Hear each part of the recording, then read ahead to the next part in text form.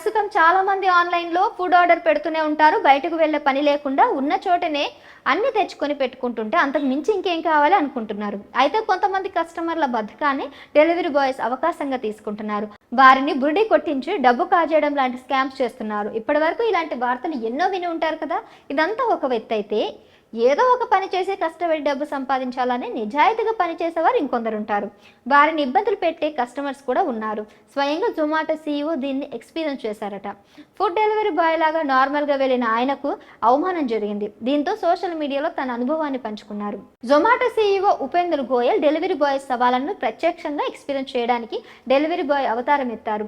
ఈ క్రమంలో గురుగ్రామ్లోని ఓ మాల్ నుంచి ఫుడ్ ఆర్డర్ రాగా అక్కడికి చేరుకున్నారు. కానీ మాల్కు వెళ్ళిన తర్వాత అక్కడ సెక్యూరిటీ లిఫ్ట్ను ఉపయోగించుకోకుండా ఆపారని ఆయన తెలిపారు. తన రెండవ ఆర్డర్లో కూడా అలాంటి కొన్ని పరిస్థితులను ఎదుర్కొన్నట్లు పేర్కొన్నారు.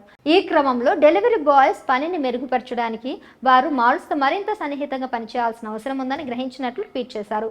అలాగే మాల్స్ కూడా డెలివరీ బాయ్స్తో మరింత మానవత్వంగా ఉండాలని కోరారు. ప్రస్తుతం ఈ ట్వీట్ సోషల్ మీడియాలో అందరినీ ఆలోచింపజేసేలా చేస్తుంది.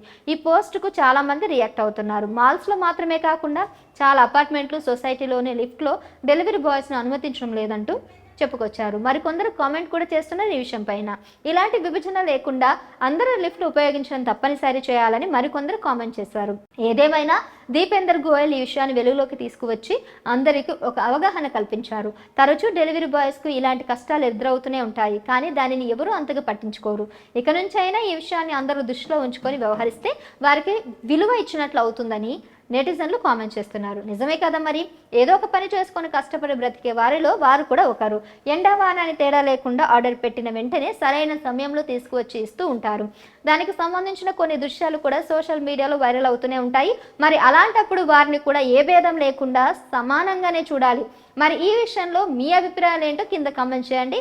జొమాటో కానీ లేదంటే ఇంకే ఫుడ్ డెలివరీ బాయ్స్ గురించి మీరేమనుకుంటున్నారో తప్పకుండా కామెంట్ చేయండి.